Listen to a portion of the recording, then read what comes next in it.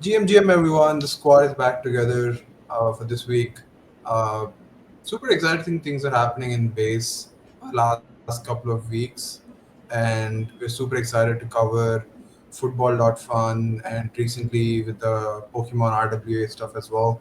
And so many new token launches and product launches have been happening this past week. Super excited for this episode. Let's get it. Yeah, as always, I'll be starting with going over some of the metrics that we usually do. Uh, yeah, I think Rachit, I think a couple of weeks back we saw this TVL at 5 billion. It's kind of slowly has come down a bit. Probably, I think we mentioned this last time. Like the whole Zora craze kind of cooled down, and that's probably why some of the capital is flowing out. But still, it's at 4.76 billion. Pretty impressive, and it's slowly growing. And the DeFi side of things with Aerodrome and others are hitting record volumes and whatnot. So that's pretty sweet. And yeah, as always, look, we keep monitoring this TVL, even though it's not that big of a thing right now. It's just kind of oscillating between this small range. But yeah, that's on the TVL side of things. I actually Now, saw Aves TVL has grown significantly on base in like the past 1 month. not sure. So maybe we see some competition between Aave and Morpho sort of solidify. Morpho is obviously sort of deep rooted into the base ecosystem now. You know, like with the Bitcoin lending stuff that they're doing on Coinbase directly. I think I see a lot of comms from Brian directly on this. But if you scroll down, you can sort of see Aave has like a 46% increase in TVL. So we can probably see like Aave taking the base ecosystem a little bit more seriously probably now, and that'll be an interesting one to watch. Yeah, and one more point to add there is they're also exploring Hyperliquid to expand Hyperliquid as well. So I don't know what will happen there, but Aave is kind of just doubling down on their expansion, I think, and that's after the Rabbi wallet kind of announced that integration. But yeah, pretty cool to see. Yeah, now on to our next kind of key updates and announcements that we saw this past week. I think we had Base Africa on our pod last week, I think, Ashika, talking about some of their initiatives and whatnot. So they have started a Based Founders Fellowship, Africa 1.0. Pretty cool. Like we've seen this in India, we've seen this in other places. It's finally happening in Africa as well. Uh, just for someone who's in Africa and wants to kind of apply, they're extending the dates to September 26th. So do check it out. I've heard so many people that these things are super effective for their builder's journey. And as always, Base kind of stands out with the support they give to their builders in the early stages. So definitely worth checking it out. And I was just talking about Aerodrome's volume, right? So some more updates on their side is Coinbase Dex integration went live. So this is basically any token when it's live, you can instantly trade it on Coinbase uh, because it's directly integrated with Aerodrome and you can do it on chain. And 2 weeks, like just change in the volume is already significant, right? And just 30% in a matter of few weeks. And this is only available for 5% of Coinbase users, it seems. So just imagine what happens when everyone can start trading on chain some of these coins. Uh, yeah, and yeah, I think another thing that I've noticed is that they are giving away for 40Ks to some of the teams uh, that have been supporting Aerodrome since the beginning. Some of them are, I don't know if you guys recognize some of these teams, but I think they are more on the uh, dev side of things and smart contract building side of things. Even DeFi Llama is here, which is awesome to see. Uh, they don't get enough credit in my opinion, but yeah, that's just another things on the Aerodrome side of things. We cover Zora and Aerodrome more than anything I think in the segment. And Avantis, bro. I think that's probably our next one. There's Yeah, also an addition for this one. This is done because Aerodrome completed 2 years, and so they Yeah, wanted to thank everyone who's been supporting them. So this is their anniversary gift to the builders. that's pretty If you sweet. actually think about it, like Velodrome's expansion into base with Aerodrome is probably like a success case study that every ecosystem will want to replicate. It's very hard to be like the premier DEX on such a prominent ecosystem, and Aerodrome's done really well. And the only edge they had, in my opinion, is they were early and they were supported by the team. So yeah, big up on this one. Yep. And as you guys know that privacy is kind of ticking up over the last couple of months. Everyone is again interested in privacy. We have seen so many new kind of solutions for on the DEX side of things. So this particular kind of tweet is that Base team is exploring privacy on chain and how it kind of impacts the experience yet to see. But uh, yeah, I think this will become more and more common as by the end of the year, where so many teams are trying to integrate the privacy primitives on the app layer, and yeah, it will be cool to see. Now, the announcement that I'm super excited about Avantis. Let's see how much airdrop I get. I've been trading it for a couple of weeks, so I don't know. But yeah, AVNT, the team has finally announced their token. Uh, Quite kind of, I think it's going to be a cook. They're still kind of ramping up some of the, I would say, onboarding, traders to their platform. They're ramping that up because you need to have very skilled traders who do ton of volume as some of your ambassadors. And Bybit has its awesome referral program. All these big exchanges do. I think they'll be ramping that up soon, from what I'm seeing on Twitter. But yeah, some quick stats. They have done 18 billion in cumulative volume, 60 billion on a 30-day run rate, 2 million trades, 23 million TVL, 15 plus million annualized fees.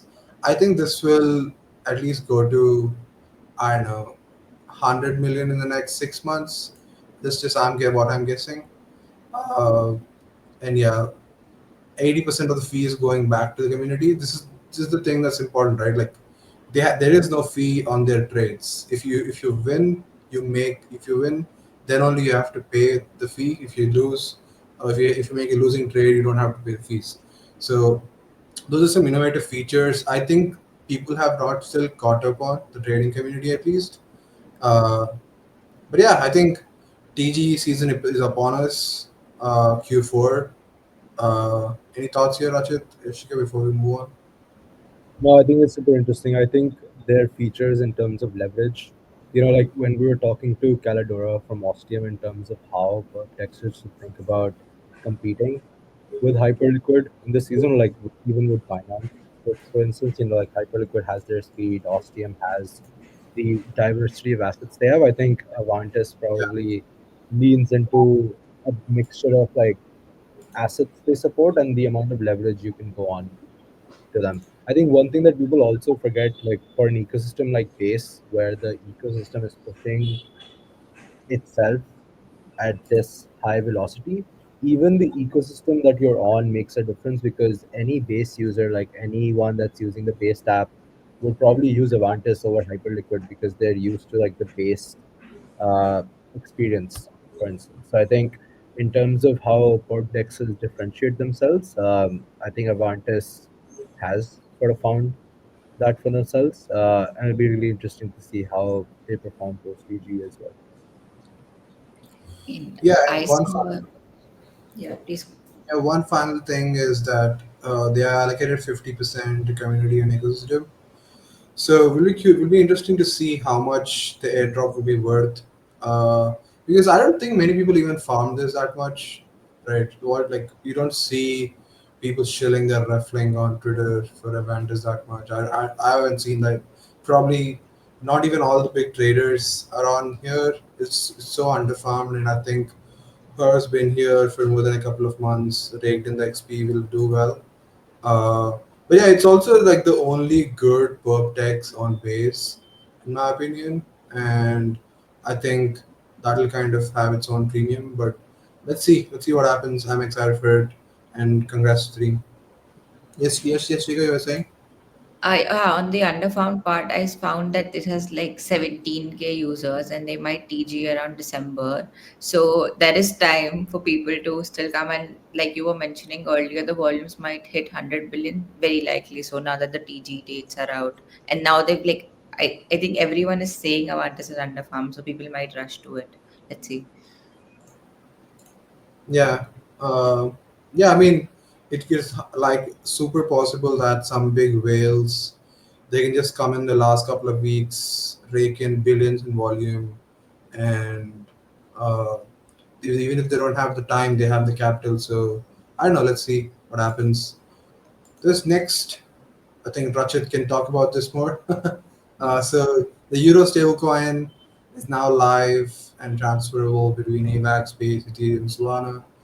Rachit, we've been talking about so many regional stablecoins. Like, what's like the significance of like one of the Max Sevens being live, and how do I think you guys? it's all about opportunity, right? Like, I think it's arrogant for people to assume that people just want to hold USD stable coins. I think the awareness around like other regional stable coins has just not hit as much as USD out Yeah, there.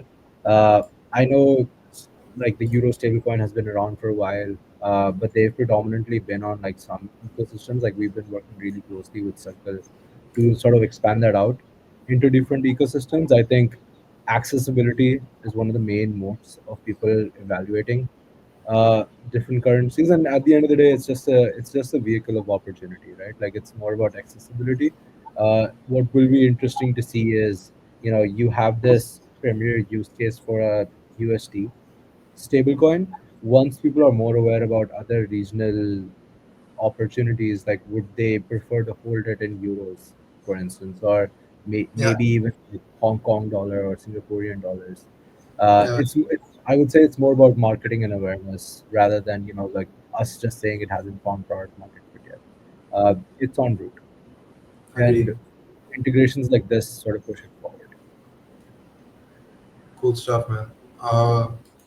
Awesome. Yeah, and the next thing, we don't really cover the gaming side of base, but finally, there's some cool things happening on that side of things as well. Like B3, I think Rachit, we know these guys. So they're kind of launching this first on-chain staking casino. So it's basically stake some of their coin, win some slots. That slots leads to some kind of rewards that you can play in the casino and redeem stuff. Um, so basically, more you stake, more tickets you get, higher chance of you winning the lottery and whatnot. So it's just they're just adding some utility to the coin, and yeah, I mean these guys are supposed to be like the mini apps, like a mini clip of base from what I saw a couple of months back. So I don't know how far they are, but yeah, the casino meta is kind of catching on. Shuffle recently did 1.4 million lottery, I think. I don't think it's announced, but they're doing a 1.4 million lottery, and just think like the on-chain lottery stuff is just a good kind of uh, next evolution of lottery in general because just on-chain, more transparent, easily accessible, and stuff like that. But yeah,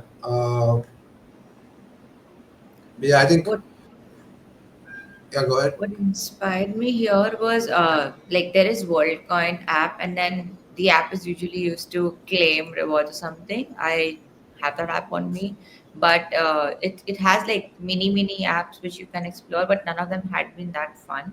Now that this is coming, plus it has like 5K Worldcoin that you can get if you're using the app via the Worldcoin app. And I think that monetization also ensures that for in the base ecosystem as well, you already had Farcaster and the base app where people could use these mobile experiences, and just like the Worldcoin app is also becoming one more is a distribution center for such mini games that are building on base. And given how many people Worldcoin was able to tap in with their whole orb scanning program, I think this is very intelligent to just like distribute it there. Let's see. Ideally, like I'm not really bullish on gaming on any chain, at least not in this form. But it just probably drives some speculation. But how much people will be staking is needs to be monitored. But yeah, pretty cool. Like I like the B3 guys. Uh, but yeah, on to the next final announcement before we talk about football.fun is Remix. They are basically launching Snap apps on uh, with they're giving away $5,000 with Worldcoin to celebrate remix creators. So basically, I think this is just using what's already out there and making your songs. Anyone have an idea what this is? Remix is the main place where people go to game in the basic system. So it's more likely gaming aligned, not song aligned. But yeah, Yeah, so if you're building games and yeah, like mini games and everything, so you get grants. cool. I know why they, well, why they are like, what's the Worldcoin partnership here? Uh, Worldcoin wants to get in everything. Like they want more mini apps on their app, so that's why they're trying to get, especially games. So that's why they're trying to partner with Remix. And the previous one was with B3. Also, they're giving away 5,000 Worldcoin, so that there is like more incentive for people to just play games there. awesome.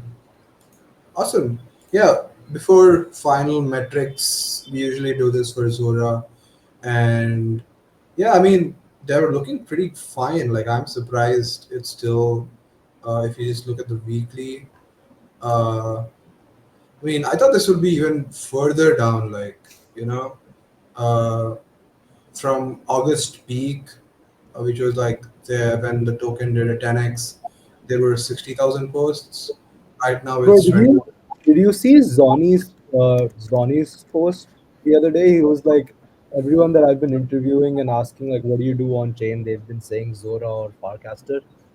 I thought that was like really interesting.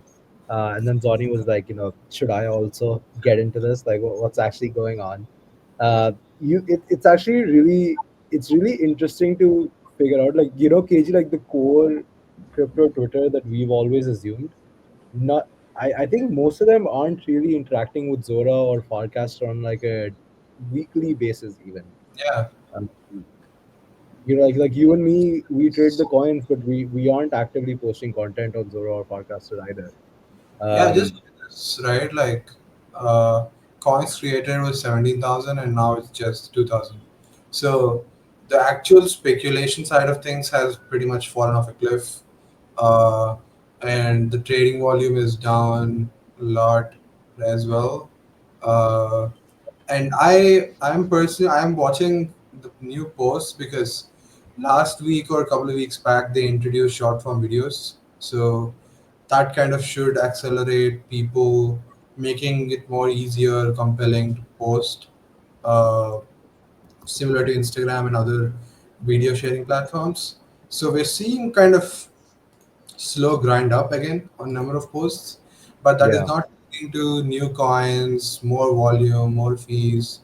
Uh, if we look at financials, right, there the fees has not been that. It's pretty much slowed down. They made 600 700K one day. It's now down to 60,000. So it's kind of very irregular and can't really make what's happening here. But yeah, that's it on our Zora side. Ideally, we want to see number of posts go up, number of coins go up. I think those are the two metrics you have to watch uh, to kind of get any kind of bullish again, I would say. Awesome. That's it from our updates and product launches side. Now on to chatting about something that I've kind of played in, like finally having fun on chain again instead of getting rugged on coins. Football.fun. For your information, I'm not a football guy at all. I don't watch any of these leagues. I just follow some news here and there. I'm more basketball and sometimes NFL, tennis, and stuff. So F1 as well. But I'm not a football guy at all. But I found this game super interesting, right? So for those who don't know, how it works is every player is basically a coin. Uh, Instead of tokenizing as an NFT, they are basically doing it in the coin way. Whoever you select as part of your team or fantasy league or whatever, how they perform on the match reflects their worth, right? And so after every match, it kind of rebalances, and you get kind of tire rating and ranking and stuff like that. The more higher you rank, more skill points you get, and uh, yeah, so that's kind of like uh, you know the reason it's so addictive for people is it's in the coin form, and it is you can easily withdraw, and it's liquid, and fuck this uh,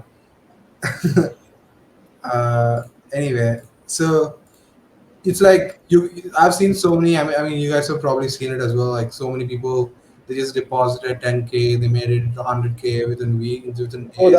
that was my timeline for the entire past 2 weeks. Like people just showing off how much money they've made on this. You know what was even more, I wouldn't say funny, but like interesting. Like Grant from Blockmates essentially became the number one KOL for Football.fun, and then like I think he became like the biggest holder for Yamil Yamal token as well. And Yeah, I thought that was really interesting. He also went on the roll up he's a talking about it. football guy. the Sorry. brits the Brits are big fans of football, right? Like, uh, yeah, I mean, Lamine Yamal, I know it was like 1 cent or 2 cents or something, and then it went to $1. All the big Mo Salah and all these big players. You probably know them more than me, Rachit, but they're like, I think like it went to 140 million, and it pretty much crashed 50% in a single day or something. The player's value, and right now it's at, I don't know where is it at. I think it's at 40 million or something. Uh, You know what's really interesting? I thought the GTM plan was really great. For context, I actually found out about them on Instagram, not on Twitter. This is before CryptoTutor was talking about them. So there's this KOL Bryson. He was talking about it, and I saw like a Instagram reel talking about this. I thought it was interesting, but I actually faded it. And then Mike Dudas started talking about it, like if this is his like a sport co. And then I figured out that the Wolf Tower guys are involved, and then I instantly hated myself. And then everyone just started doing it, and it went to infinity. Yeah, man, I could have been early on this one. I think this is also like I talked about this in our Telegram chat. This is the reason why, like, if you're crypto native, your edge isn't that you understand Bitcoin better or you understand Ethereum better or you understand the technology better. The edge in this industry is the fact that you are in the trenches, you are early to every single trend, and you should just be bidding everything. Like this is like friend tech on day one, like you should just be buying keys, or this is like creator like time.fun and you should just be buying tokens. You never know what goes up. Like when I was looking at all these creators or all these KOLs talking about how much money they made, I instantly hated myself because I knew about this even before Twitter caught on. So yeah, man, always keep tweeting yeah, a is few things to keep tweeting. like add on to for some more context for the viewers is people think that for this football.com just came out of nowhere, and they're doing this whole overnight kind of success story for these guys. But in reality, like they've been building for the past 12 months, right? They've launched, they got like uh, 80K in some grant or something, and then they raised from Six Man Ventures from Mike Dudas, who's, I mean, the man can't stop winning, Rachit. Fucking, he seeded Pump Fun, he seeded this app. Yeah, I talked about this in our journal as well, like the Mike Dudas effect. Like I think he just has this profound understanding of GTM. I DM'd him to come on the pod. He hasn't replied yet, so I'm probably gonna have to ask like Hamza or Ishan to help us out on this one. But I think that's like I think that's what crypto Twitters realized this cycle. Like there are a couple of VCs that actually make an impact in terms of you know GTM. The other thing now that Mike Judas has a couple of big name portcos like football.fun and pump.fun. I think whatever portco he talks about next, I'm probably going to be clicking buttons on that app and just randomly bidding as well. I think only a few VCs have that sort of effect where Yeah, you see them on the cap table and you're like, I have to bid this. I would say there's Mike Dudas on the Six Man Ventures team. There's One Confirmation and Nick. There's Alliance. Alliance. Uh, Yeah, and then probably Jeff from Renault Partners is fourth. Like those are the only four where I see the name and I'm like, yeah, you have to start clicking here. If you compare it to last cycle, I think last cycle was more about like big name VCs, like like the A16Zs or Paradigms. I think yeah. that's sort of a psychological shift in crypto Twitter behavior this cycle.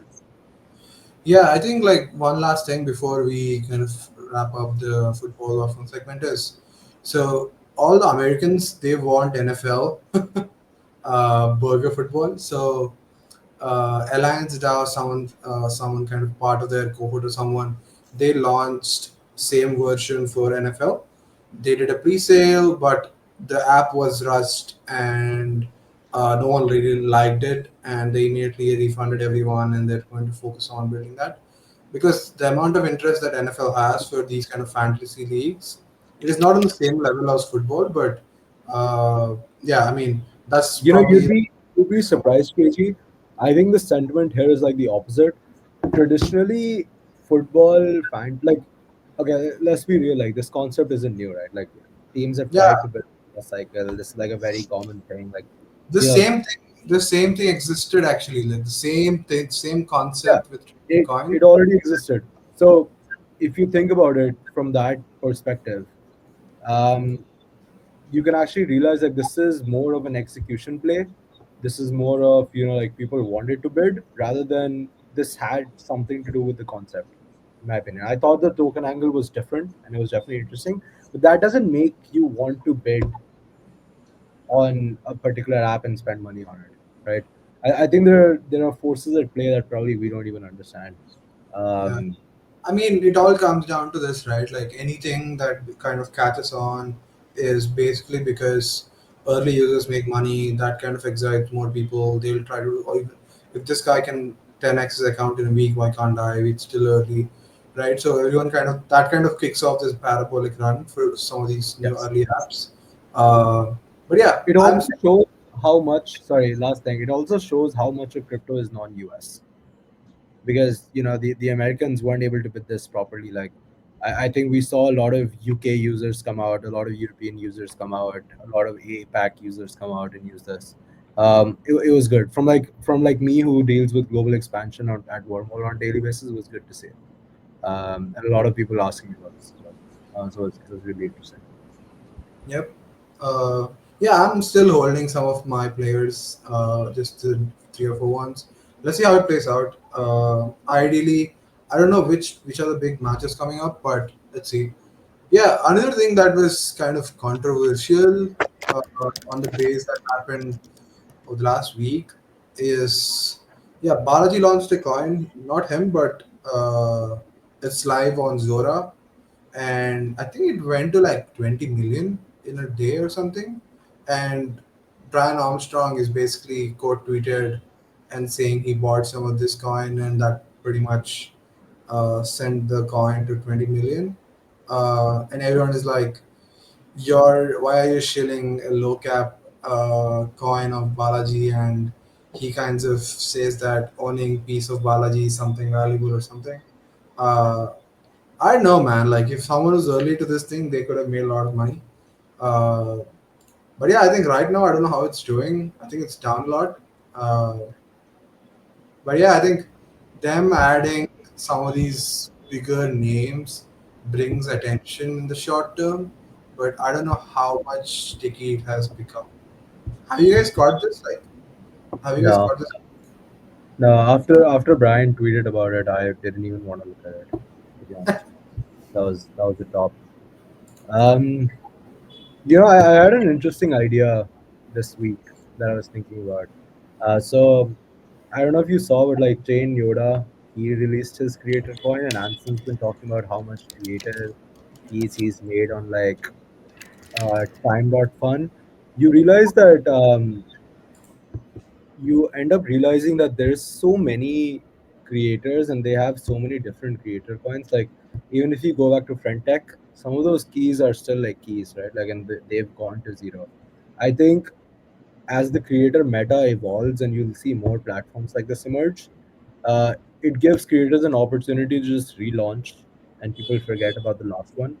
But what would be interesting, and this could start off as a dashboard and then create like an index fund type situation, but I think an index of all Chain Yoda creator tokens or all Balaji tokens or all, I don't know, Jesse tokens, for instance. I think that's where we're going towards, where it's probably like their pump token, their time.fund token, their Zora token, their, you know, XYZ token, all basketed into one. And like you can bid the creator on every single platform with just one sort of instance. I think that's where we're going towards. And that will take away all of this stuff, like creator credibility stuff. Uh, like, like, okay, interesting analogy, but bear with me. Like Gainsey accidentally selling all of his tokens. If it was an index of all of his creator tokens on every single platform, like you wouldn't have gotten wrecked as much as you probably would have bidding his company. Yeah, that is I so don't know. funny. Awesome. Anyway, I think like we'll just continue to see these guys attract more big names, and it has to stick more. Like for example, Time.Fund, what they're doing is they're not going and uh, promoting any of these creators in a massive way on regular basis. They're just onboarding people with a tight community that's open to paying the creators. And I mean, I was kind of shocked, right? Like, Ansem made like 90K on his live streams and stuff. And I'm sure he's not like the biggest earner there, because I think some people have done more. Anatoly, for example. But yeah, the creators, like creator capital markets, it's actually happening, guys. Uh, awesome. Final part before we wrap up. I'm super excited about this. Rip.Fun. Like I used to not collect Pokemon cards when I was young, but I used to collect uh, Yu-Gi-Oh cards and what's that called? Rachit, what are the IPL cards called? Oh, Attack. cricket attacks, bro! I collected every form of card out there. So I had cricket attacks, I had Pokemon cards, I had Yu-Gi-Oh cards, I collected Bakugan cards, WWE. WWE cards. Back when I lived in the States, I used to collect those baseball cards as well. Yeah, man, my dad spent so much money. Like there was this one time if we were living in New Jersey, and like in the States, there are days where you get snowed in, and like there's no way to go out, like your doors is blocked. Our convenience store, which was like 2 blocks away, had this sale on that day, and it was like pre-announced a week ago that every pack that day would be $1. This is like 2009. Okay, I actually made my dad go to the store with me during the snow to just get like 10 packs that were $1. Like I had no incentive of selling these things ever. I will probably find them. I have like 800 Pokemon cards. I have like 500 Yu-Gi-Oh cards. Like I was one of those kids that like back when I lived in New Jersey, there would actually be Yu-Gi-Oh competitions during lunchtime. And the bets would be like, so we used to get like square pizza. We would have the lunch lady cut the pizza up, and that would be the bet on like, okay, if you won, yeah. I was actually pretty good at it, which is why I think I got really fat when I was in New Jersey. Like I used to eat like 3 pizzas because I just won all those slices. So there's this like Grip.Fun and like the entire Pokemon card meta really brought, like it evoked something in me. Again, I didn't click the buttons, I missed out. Did not Yeah, make money on this. better start unwrapping those cards you have. They are probably worth a lot more now. Yeah. Yeah, man. Like I think this is like a refreshing meta. I don't care if it dies next week, but I think it's gonna have like the staying power because collectibles in general, people they don't really care about. Okay, I've just lost so much money unpacking this thing, but it's more of that feeling of opening a pack, uh, and I think that doesn't fade away at all. Like like you getting like I've seen so many people, men, easy, all these streamers opening packs and they put in $500 and they got like $3,000 worth of Pokemon cards. So that kind of feeling is what people always drive, and it has normie appeal. And I mean, I think the UX still has to improve. Not just talking about Rip.Fun, but these other platforms as well. It's too complicated right now, I feel. But yeah, Rip.Fun is basically another kind of Pokemon RWA marketplace. They're on base and super excited. We'll be having recording a separate segment with them as well. And I just think like how much the market for Pokemon cards is, I don't know, 10 billion or something crazy in terms of volume. Just imagine if that is on chain and how much it can do. So the potential is there, and I've seen like people say that these guys buy in retail, like they buy wholesale and they sell retail price, and so that kind of thing where every pack you open, you kind of make some profit. I don't know how it is on Drip.Fun. But yeah, I'm bullish on collecting cards. Collecting these things is probably more uh, brings more joy than NFTs. And uh, NFTs, people still look at them as kind of investments, but I don't think people look at these things as investments. They're just trying their luck, and if they don't win, they don't care. Uh, but yeah, man, I think this is just the start. The cards coin on Solana, I think it did like something crazy over the last couple of days. Uh, Bro, it's just been pumping. Like I just look at Tyler D. Like he just posts updates, and it's just been pumping. Like I see a tweet every 4 hours that the ticket has gone up 50%, which is kind of crazy. yep. Awesome, guys. I think that's it from us. This is an awesome segment, man. Like, I loved it. Um, yeah, we'll be sharing. We have super interesting builder segments for this week's we touch base weekly. We have someone Indonesia lead, and uh, yeah, I think it's going to be super cool. We are covering pretty much all the base leads. Jonah as well, who's going to be talking about his Sploot AI clipping tool. Uh, so super excited for that, and thank you for watching. See you next week. All right, see you. Jim, guys. Today we have special guests for our Touch Base Builder segment. We have Jonah Blake, founder and builder of Sploot AI. Welcome to the show, Jonah. Super excited to have you on. Thank you for having me. Looking forward to it. Awesome. So why don't we get started here, right? Like you've been in the space for many years. You've focused on the gaming side. You were one of the biggest creators I know. You also built your agency. What kind of Mhm. led you to start your own project, especially in the AI space that is also in the intersection of creator content, which you all have experience in?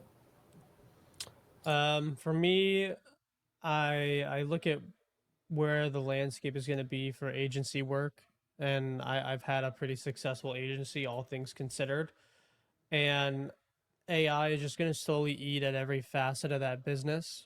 And the biggest part that I had issues with in working with clients and working with creators was content acquisition and distribution. It's always the hardest. It's like herding cats, right? You don't know when a creator is going to submit a video, or if they're going to post at the time that it's requested, or if they're going to violate a part of the terms. And most agencies don't even want to deal with that. You know, they often subcontract to other agencies that specialize in it. And so for me, I wanted to work on a software that kind of handled that, specifically for live streaming, because with gaming, most games are now sold through live streaming and video content more than traditional, physical ads or linear TV cable commercials. And so I wanted to build a system that I would use because I was frustrated myself in doing this manually. That's the main reason I started it.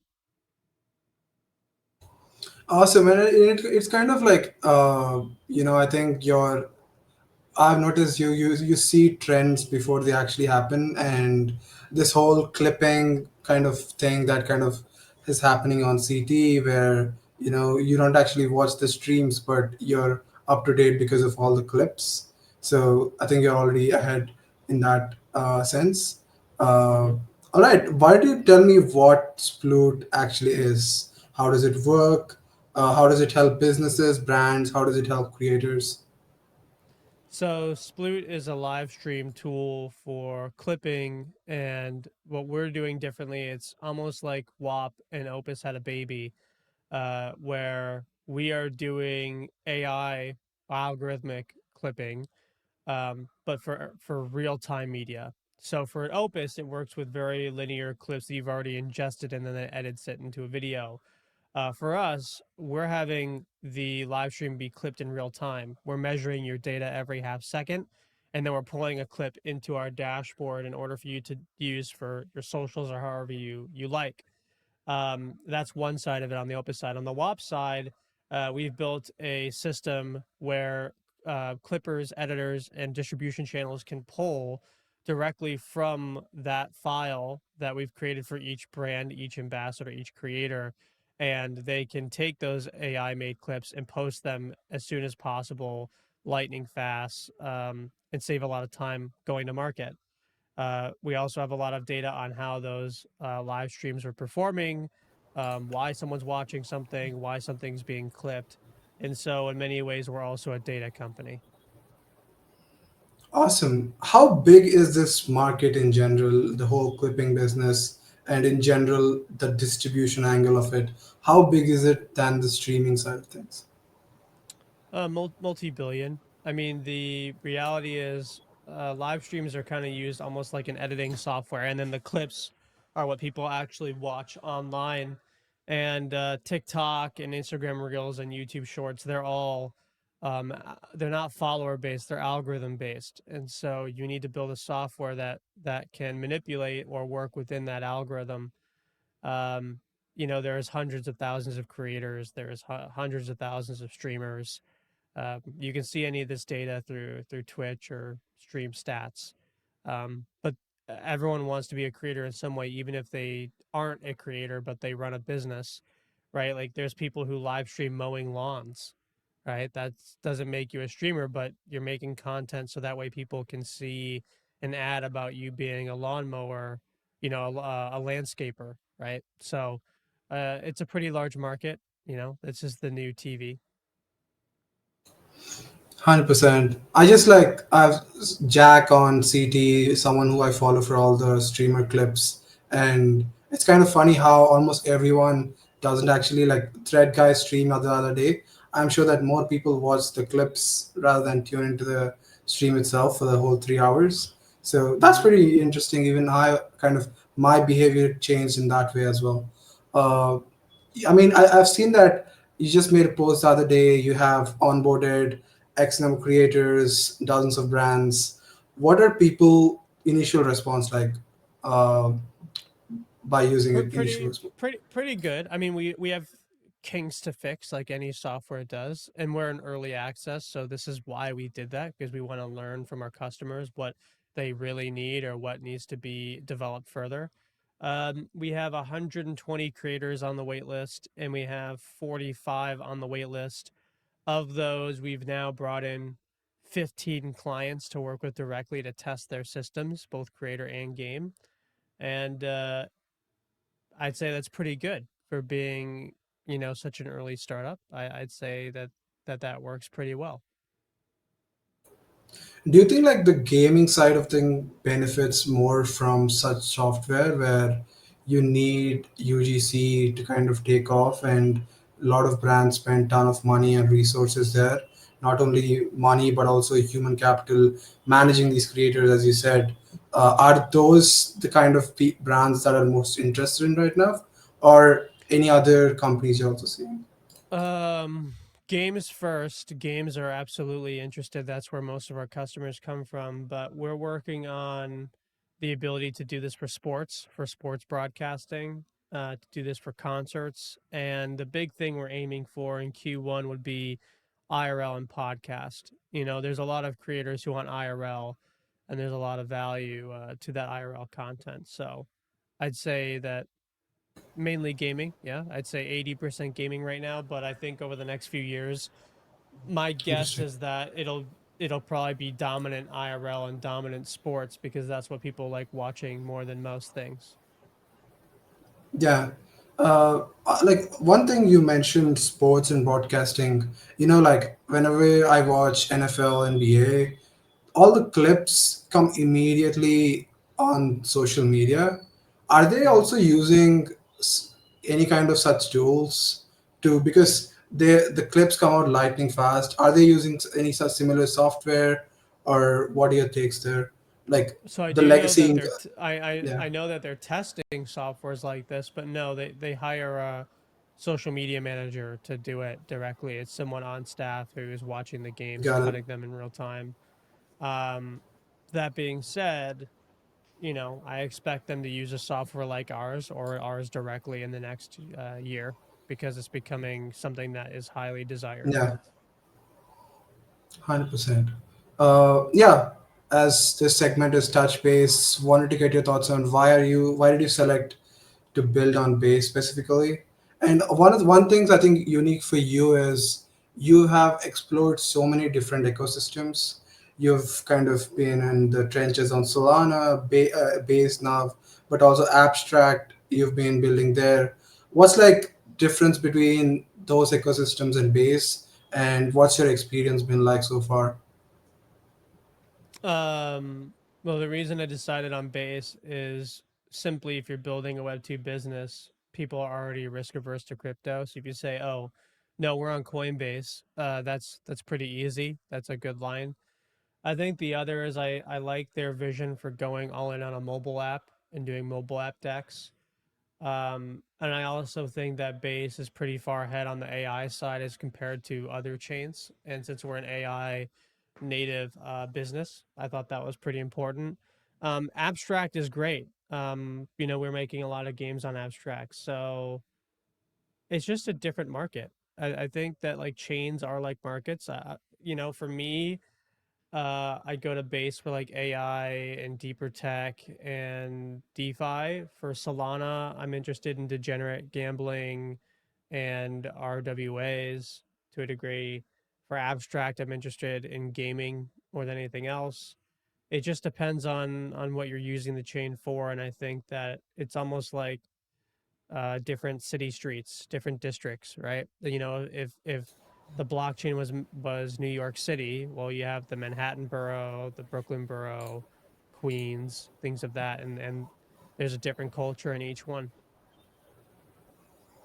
Yeah, 100%. Also, how is like the support from the base team? Since you went live a couple of weeks back, how are they kind of helping you going live? And in general, how is like the ecosystem team supporting? How is it different from different chains? And like one of the things that I've noticed is a lot of new projects that go live on base, they have this different kind of community latching onto them. Have you kind of experienced that? Are the same people being exposed to the project? Are you seeing new kind of community kind of interact with you in general, or is it just the same folk? Same folks, a lot of my own audience. I think that Base wants to help, and I think we're at a position now where they can begin helping, but my team has really done all the work to get to market. I wouldn't say that Base helped us, at all. That being said, I talked to the team. I think they're great. I think there are things they can do for us that we're now in a position to take. Um, but I don't think you can rely on a chain to do the work for you because they don't know your business better than you do. 100%. Uh, Awesome. Also, like, as I have you here, I have to ask you this: what's your current take on Web3 gaming, on where we are? I think you mentioned, I think a week back, that gaming has bottomed, and Hmm. I'm looking to kind of pick up some good coins. What's the general sentiment here right now? I've enjoyed football.fun, but do you see something beyond that that's kind of people can expect? I think Football Fun is a great game, but I think Pudgy Party with Mythical is really good. I think these mini games on Abstract are really good. I said it bottom because I think most of the founders who didn't really belong making a Web3 game have mostly left, or they're kind of just like dead men walking. Um, and we needed a clean house for games that use crypto to have a foothold. Um, I don't really care if games are crypto or not, but in terms of like what you can use crypto for, I think that that takes a certain kind of founder that most are not. And so now we're seeing the trough of despair sort of exit, and now there's going to be a slow climb back up. Yeah, couldn't agree more. Uh, awesome. What's next, and what are you most excited about for the remainder of the year? Q4. Usually, people say Q4 is like their kind of surprises that they want to showcase and stuff. What do you have in store for Sploot? And yeah, what are you most excited about? Well, I'm not going to tell you what we have in store. I'm not, I I don't like to say anything until things are done. So, um, I'm excited to just keep working. Simple as that. Keep working. Keep doing things. Keep trying things. Make content. Play the game. Yeah. I'm also curious about, this is kind of not directly related to that, but you mentioned this the other day where how hard it is to be a founder as well as maintain being a creator. How's that so far, experience so far? Because I used to see you active every day, managing different Twitter spaces. Always, your thoughts were always unique, I would say. Hmm. Uh, so, how has it been managing the creator side of things, where it is important for you because it gives you distribution, but as a founder, how has it been kind of compartmentalizing both those roles? I think it's hard. I think when you're just a creator, you can say a lot of things that you probably can't say as a founder. Not that we're trying to hide anything, but that being a critic is different than being the person building the thing. And you also have to make enough content to be relevant, but you can't make so much content that your business stops being relevant. And that's the balance that you have to work for, is that you need to be relevant enough, but you shouldn't have your ego overshadow the business you're building. That's great advice there. All right, we are on time. Jonah, how does someone, a creator, a brand, kind of sign up for the waitlist and get access to the tool? Where should we send them? Just go to sploots.ai, SPLOOTS.ai, and it'll redirect you to our waitlist. Awesome. That's Jonah, ladies and gentlemen. We probably will start using the tool as well for our podcast. It is super awesome to have you, Jonah. Looking forward to when Sploot is live. Likewise, thank you very much. Bye bye. GM guys, in this week's episode of Touch Base, we have with us Vivian, part of the Base team and Base Indonesia lead. We have done many of these segments before in different regions, and in Indonesia is pretty unique as well. So I wanted to get your thoughts on what they're cooking over there and what's Base's goal in that particular demographic. So super glad to have you, Vivian. Welcome to the show. Likewise, thank you guys for inviting me. Awesome. Quickly, Why don't we? Yeah, go ahead, Ishika. yeah, yeah. Vivian, just getting into it. I want to understand. You recently joined Base, but then now that it's been a little bit of time, what is your first priority as the lead now, and what are you looking at primarily?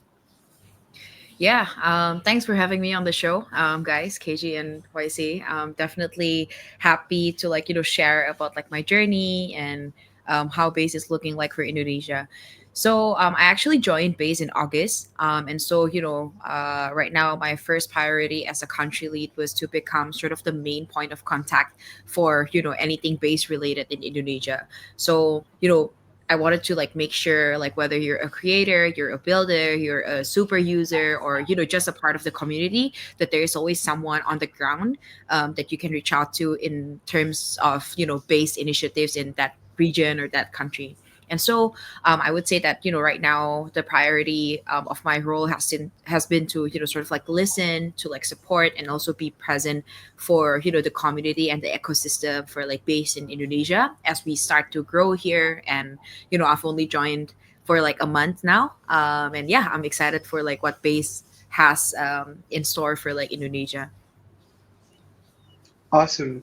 Before we get to the base side of things, talk to me about the crypto community in Indonesia, uh, and what do they like, what do they don't like, what do they commonly do. For example, in India, a lot of people, uh, they're interested in airdrop farming, they're interested in trading. They use different centralized exchanges, offshore ones, because the ones in the country are not that great and they're banned as well. So yeah, talk to me about the community in general, and yeah. Yeah, so I think right now the majority of the community members are everyday users, KG and YC, and I think it's similar to like how it is in India. Actually, most of our users are like airdrop hunters. They're a part of community. They like riding the waves or like trading on like some degen or like meme coins on different chains as well. But I think what excites me the most about like Indonesia in general is that there is an emerging like builder movement now. Instead of just being the end user or being a super user of a certain chain or a certain product, I start to see that there are a group of like builders who want to be passionate to move things forward in Indonesia itself. And we're seeing passionate like teams and projects flourish in Indonesia as well. And I see that some of them are like giving their 100 like 50% to like push the ecosystem forward in Indonesia. So I think if I can give a shout out, like one of them is like IDRX. I'm pretty sure you guys met them as well on your other episode. They are Indonesia's stablecoin project, for those of you who doesn't know. And then we also have emerging AI such as MWX AI. They're going to be launching on Base very soon. They are an AI product empowering SMEs. And there is even a Web3 radio emerging from Indonesia, and they're basically an on-chain radio built on Base. And I think these kind of like builder movements and projects are like sort of like proofs that the community isn't just like adopting and end users, but they're also starting to build like meaningful local like use cases for like in Indonesia basically.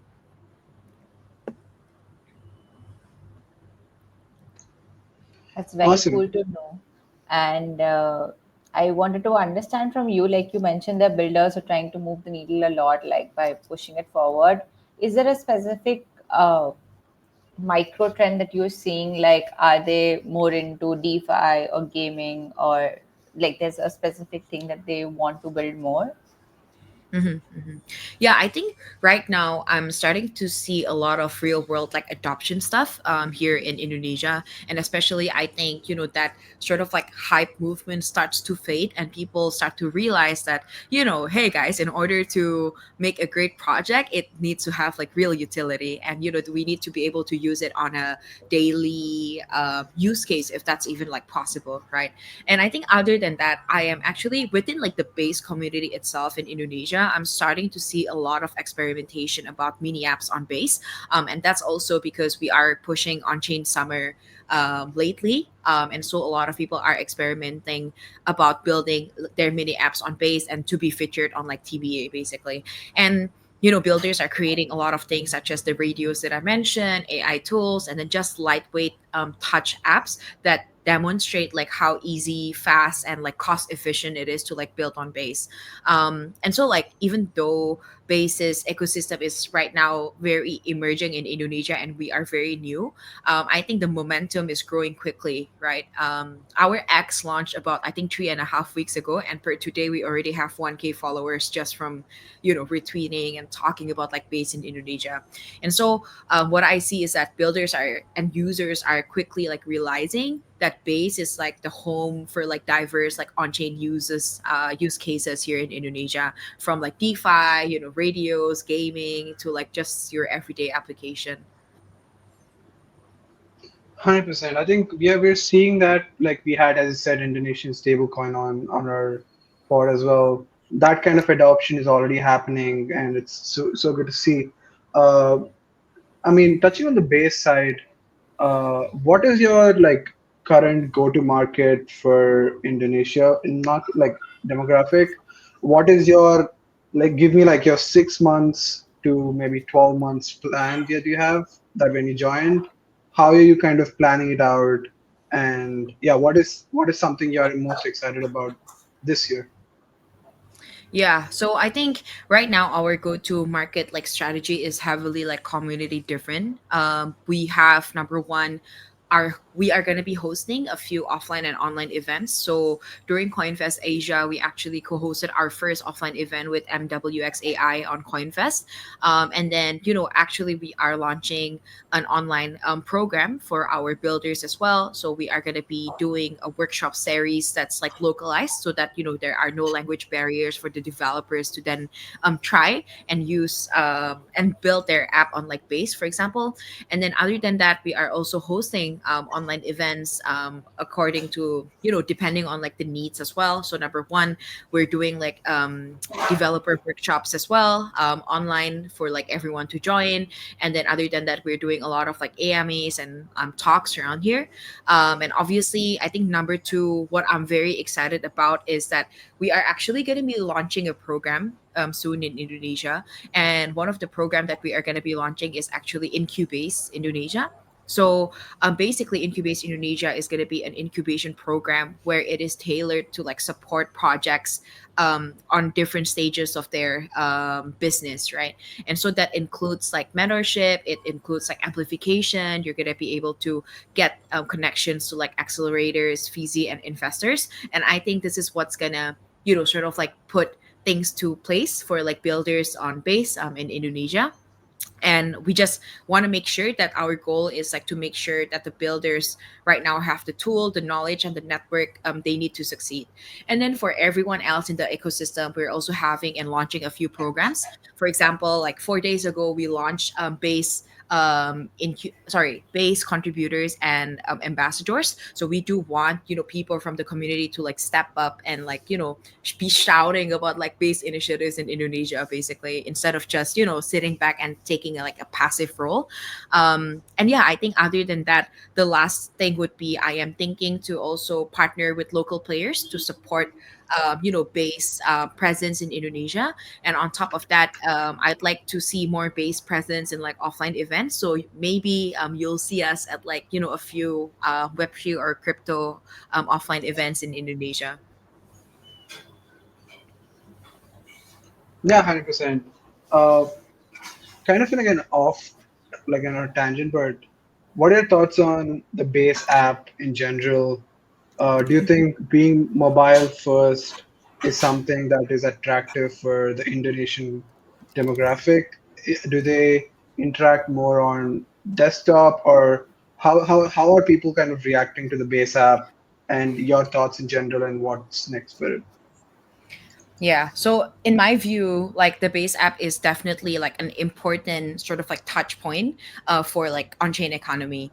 And it's not just a wallet; it's literally a place where you can do almost anything in like the on-chain world in like one app. And why I think it would work, and why mobile first was something that we wanted to adopt. It in my opinion, it works perfectly with like actually Indonesia and like its community, because I would say almost like what 90%, 97% of like Indonesians have a mobile phone. But I am not sure if we do have access just as much as like laptops and like computers and PCs. So even growing up, guys, I didn't grow up with a PC actually. So I only had, laptop on me. And I think that obviously mobile first is the great approach to like Indonesian community, because if we take a benchmark, for example, at esports and gaming, in Indonesia, like gaming within like mobile games is like flourishing like crazy, right? Compared to like, for example, your traditional PC games. And that's because the young community of like Indonesia has more access to like mobile phones compared to like PC or laptops. And so that way, the app lowers the barrier for people to then be approaching on-chain economy and like just web3 in general, and paired with the mobile first approach where most of Indonesians already have access to mobile phone. I think that it definitely lowers the barriers of entry for everyday people. It can be your barista, it could be someone you talk at the street to just open their phone and then launch the base app. And I think it will be a very I think it will be a refreshing thing for like creators as well. Most of the creators that I know, some of them have mentioned that number one, they don't get enough support. Number two, they don't get enough distribution, and even when they do, when they want to switch from their usual platform to another platform, what happens is there is a certain barrier that they are experiencing. For example, in another platform, you need to have a minimum of 10,000 followers to be able to monetize your content, and then you'd have to be active for a minimum of 3 months to be able to monetize your content. The base app really really takes away all of this barrier for then creators to be able to monetize something that is their own, which is their own content. So yeah, I think long term I see the base app evolving into like a core ecosystem hub for like Indonesians as well, where both everyday users and like advanced users can connect, experiment, and like just grow together. Awesome. And Vivian, again, bringing back the attention to what's next for the Indonesian community. You spoke about Incubase and a lot of other things that are coming. What is the timeline? Is there like specific events or partnerships which have already been like the timeline is very clear? Because now that I understand the demographic a little bit better, and I feel like you also know it so well, like you're ready to support them to build. So what's next? What's cooking? Yeah, so for Incubase, I'm planning to try to launch it soon. YC and KG just need a little bit of magic touch at the end of the project before like launching it. I want to make sure that before launching Incubase, everything is set in stone, so that the people that come in to us towards Incubase also gets the support that they need, basically. And starting September as well, we actually will be kicking off localized online and offline workshops, as I mentioned to you guys, to introduce like more developers on Base. And following that, we'll be hosting an offline, developer focused workshops in Jogja and Jakarta. So two of the most vibrant and growing dev rich like cities. And these events will not only like help developers get hands-on experience, but also like deepen like Base's like local presence in Indonesia. And talking about Incubase again, the giant elephant in the room, it'll be a tailored program. So I hope to launch it somewhere end of this month or next month. And another thing that a lot of builders are going to be able to take a look at is we're actually also going to be ramping up towards a base batch APAC again on September. So that's another program that builders can look up to and look forward to on like the upcoming months. And yeah, since token is also around the clock, Base will be there as well. And right after token, actually there will be a very interesting news for Base Indonesia. I don't think I can disclose it just yet, but definitely look forward to 4 until 5 of October, because something big is going to be happening for Base Indonesia. Awesome. Mark your calendar, folks. 5th October. Uh, awesome. This is awesome, Vivian. I have to come visit Indonesia at some point. The Asia Yes. tour. I'll hit you up for the itinerary. But yeah, this was awesome. Thank you so much for coming on our pod today, and yeah, looking forward to what you guys cook next in Indonesia. Thank you. And yes, please let us know when you guys are in Indonesia. Maybe we can do an offline podcast, for touch grass. Really touching us. We're Yep. very keen on Awesome. that. Awesome. Thanks so much. Thank Bye, you. guys. GMGM everyone, today we have Kshitij with us from Play Shade. He has launched this mini game on Farcaster and it's gone viral. So we're gonna pick Kshitij's brain and figure out how to make a viral mini game on Farcaster. And just starting off, Kshitij, what sparked this colorful idea and like why colors over something like GeoGuessr? First, maybe you can intro what Play Shade is and then tell me about how the idea came from and how did you just circle on this one. Yeah.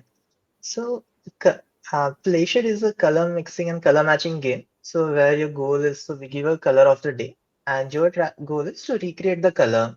So, either you can snap a picture in real life of of something that resembles that color, and we see how much percentage closely it matches with the given color, or you can recreate the color by using virtual like paintbrush kind of things, so sliders. So you mix 3 to 4 different colors and try to recreate that. So that is what basically Playshade is. And we came across it during the Base Fellowship in Goa. So it was in August, and August in Goa in August is a like not a good thing because it was continuously raining. Like I don't think there was a single day where it was not raining. So even we were in Goa, we were in the villa, and with the rain, everything was gloomy, gloomy. So things were looking like washed out, and then we were shipping, and like everything is like just like grayish, grayish, not a vibrancy. So then I think, yeah, maybe we should do something because it's and generally when you're shipping things, so you feel that yeah, like maybe I'm burnt out or like I'm feeling tired. But sometimes it is not you, it's the environment. So if you're like just being like in the gloomy weather, it affects your mood. So it is saying, yeah, maybe we should do something around it. But then it wasn't the idea for the color. Like glacier was not born yet. So these are the kind of seeds or crystals. Then when they asked like, hey, what's you on a bed? And we're like, yeah, color guess like GeoGuessr is a good thing that is going on. And it is viral. Like there was a Farguesser on Farcaster. It was doing well. And we're like, but I never played like GeoGuessr because like I tried it once and I was like, man, I'm like really shit at it. I can't guess like what is there. I was in a different continent. So I was like, no, this is not for me because it requires you to have some knowledge of geography. Like, okay, this is that. And we're like, yeah, we got to simplify this. Because the concept is good. It is like viral and it is getting like good reviews and all. So concept is good, but we got to make it more accessible, which is why we decided like, what's the most basic thing that anyone knows? It's colors. So like, let's just do that. It's also fix our gloominess. So we just mix it GeoGuessr with color and create a play shade. Very interesting. I also saw some numbers for your app, and you've reached 332 users, and there's like a three tap rule you're following. Have to be a 10 second, and the entire experience has to be 10 seconds. I want to understand from you a little bit more on like how did you like come down to those numbers, because that is not like super lean. I don't think people start with numbers like that normally, or did you? Uh, and you or did you somehow come down to those numbers, these are the perfect mix? Like I want to understand that philosophy a little bit. Yeah. So this is comes from my game design background. And in game design, we generally have this rule that if you're making like something, you want to make something viral, then it should be simple. Because if you are giving your user if the first thing that the users see after opening your app is a tutorial, then you already lost a bunch of users. So with that reason, we didn't want anything to have a lengthy tutorial because I personally have this made this mistake in past where we had a tutorial which had like around like 10 to 12 screens, and the like day zero retention was not that good. So we're like, okay, let's like just keep it simple. And then I did, yeah, like if I wanna make viral ads, they should be simple. Because if you see something like if you see someone playing something, so you're like, oh, this person is doing it, so this is how I should do it as well. And if you're giving like pop-ups like, hey, you have to do this, then do that, and do that, then it doesn't work out because nowadays like attention span is really short, and we have even less time to capture a user's attention. So which is why this three tap 10-second rule works. Because in just bare minimum time, you're telling the users, hey, like this is the thing that you're getting out of it. This is the dopamine hit like that you will get, and you just have to do this much to get it. We don't want to overload you. We are just giving you pure dopamine in like as in the least task or time that's possible. So that's why that rule is there. That sounds amazing, and I think that's been working beautifully. If you could also show our viewers how the game works by with a quick demo, that would be lovely. And I have been seeing this like people sharing their matches, like 99% match and all over. So I would love to see if you get a 99% match while Yeah. you demo it for us. Yeah. Let's try.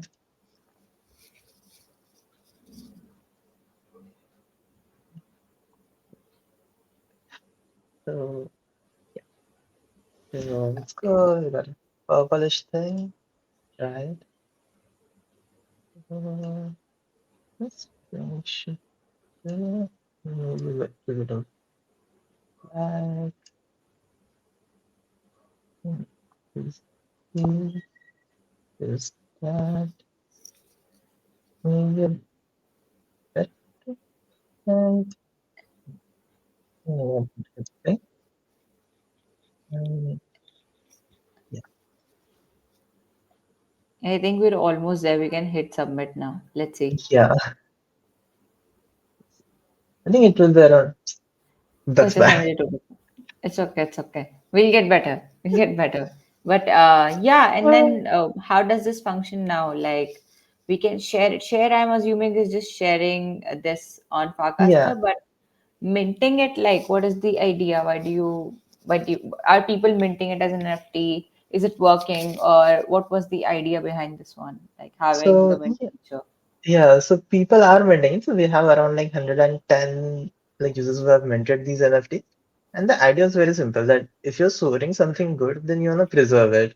So when we were testing, so Naman like tried it and he got like around like 96 or 98%. And then he was like, he just took out his other phone and like, man, I want to screenshot it and play picture. And we are like, okay, let's just have remove the hassle, let's just create a mint thing so you can preserve it. And Uh-huh. you can like, have your like record. Yeah, I have this. That is super interesting. And Kshitij, my next question is around. I've seen that this has become one of the 20, like top 25 trending apps on the Base app, and like people and everyone who's here listening, you can go play on Farcaster and the Base app, whichever one you want to try it on. It's called Play Shade. But then, what's next? Like, is there anything new that's coming here? Because I feel the audience would definitely want more. So, is there any alpha you have for us today? Yeah. So we have some big alpha. So Okay. we will be launching our token Shape uh like in a few days. And then so this was so initially we are not planning to launch a token, but then someone launched a scam token or fake token of us, and it did like 1.2 million in a single day, like in trading volume. Yeah. And we were like, man, this is like too much. Like we didn't know like there was this much demand for a token. So we're like, yeah, we're gonna like keep shipping this game. So token, if the demand is there, it absolutely makes sense. So token is the first thing. Then another thing that we'll be adding is in the party mode we currently have, like you can just play with your friends. And obviously like a normal vendor is good enough, but what if you could like bet on it? Or you can have a prize pool for your friends. So we'll be adding that. So whenever you're playing, you can just fool around like $2 or $5, and then you see like you have multiple rounds. So whoever scores the highest or the top three on the leader gets the rewards. So that is something that they will be shipping like this week only. Cool. I am super excited to see these things come up. And I mean, let's see how the token performs this time. This time, the real token, not a Yes. fake one. And thank you so much for taking out the time to join us today. Thank you, Kshitij. Thanks for inviting.